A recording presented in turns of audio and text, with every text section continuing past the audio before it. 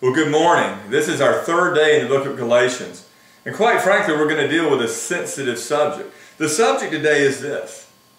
Are you seeking the approval of God, or are you seeking the approval of men? And maybe a better way to say that is, are you living your life for the glory of God, or are you living your life under the expectations of other people? The verses are Galatians 1:10 through 11. It says, "Am I now seeking the approval of man or of God?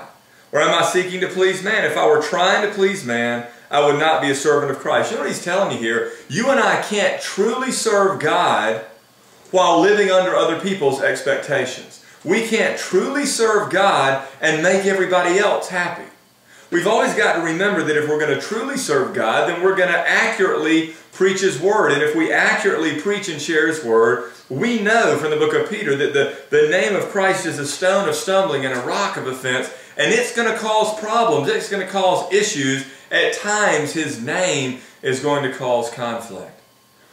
What Paul is wrestling with here is so many people were seeking to preach a gospel that pleased people rather than preach a gospel that glorified God. And listen, if I'm going to adjust my proclamation of Christ to fit other people's expectations, what's going to happen is I will begin to adjust my life to please other people and to fall under other people's expectations. There are a few verses I want us to close with today. It says in 2 Corinthians 5:14 that the love of Christ controls us, because we have concluded this, that one has died for all, therefore all died, and He died for all, that we would no longer live for ourselves, but for Him who died and rose again on our behalf. What he's saying to you is that the work that God has done in your life is so deep that He has freed you from having to live in accordance with your own sinful desires anymore. He's freed you from having to live under the expectations of other people. He's freed you to live for the glory of God. Now the book of Isaiah wraps it up a little bit better.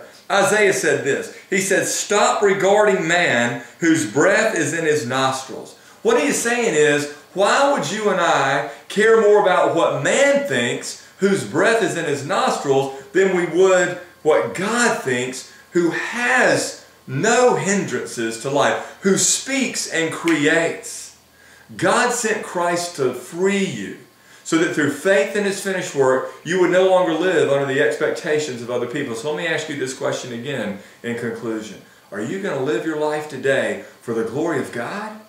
Are you going to live your life under the expectations of other people? I beg you, live your life for the glory of God.